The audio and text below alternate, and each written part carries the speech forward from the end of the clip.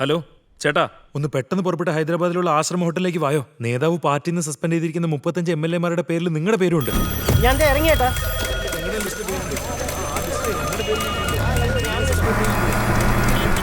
ആശ്രമം ഹോട്ടലിൽ മുഖ്യമന്ത്രി RCRനെതിരായി ഏകദേശം 160ഓളം MLA-മാർ നോ കോപ്പറേഷൻ മൂവ്മെന്റ് പ്രഖ്യാപിച്ചിരിക്കുന്നു. പാർട്ടിയിൽ ശ്രീ RCRന്റെ ഭാര്യയായ സുശീല എന്താണ് ഇവിടെ നടക്കുന്നേ? ഗുരുക്ഷേത്രം. പ്രതിപക്ഷ നേതാവിന് എന്തിനാ ഫോൺ ചെയ്തേ? മിത്രമായിട്ടാണോ ശത്രുവായിട്ടാണോ?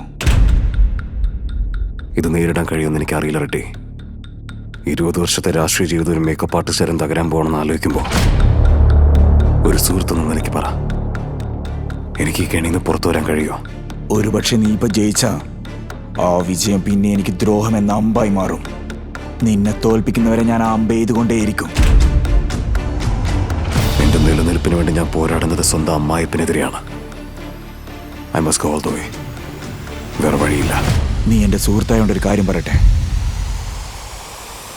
യുദ്ധം നിന്റെ ധർമ്മം.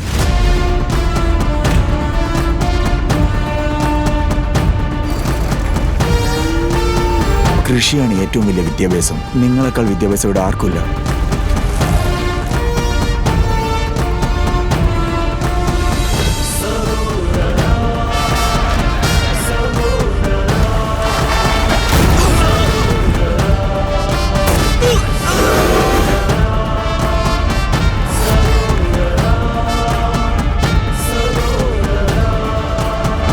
കാശുകൊണ്ട് വാങ്ങാൻ കഴിയാത്ത ഒരു കാര്യമുണ്ട്: ജനങ്ങളുടെ വിശ്വാസം.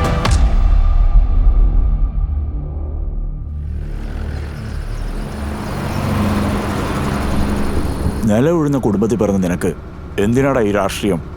ഗുണ്ടായിസം പിടിച്ചവരെയും കാണിക്കുന്ന കുടുംബത്തിൽ ജനിച്ചിട്ട് നീ എന്തിനാ ഡോക്ടറായേ?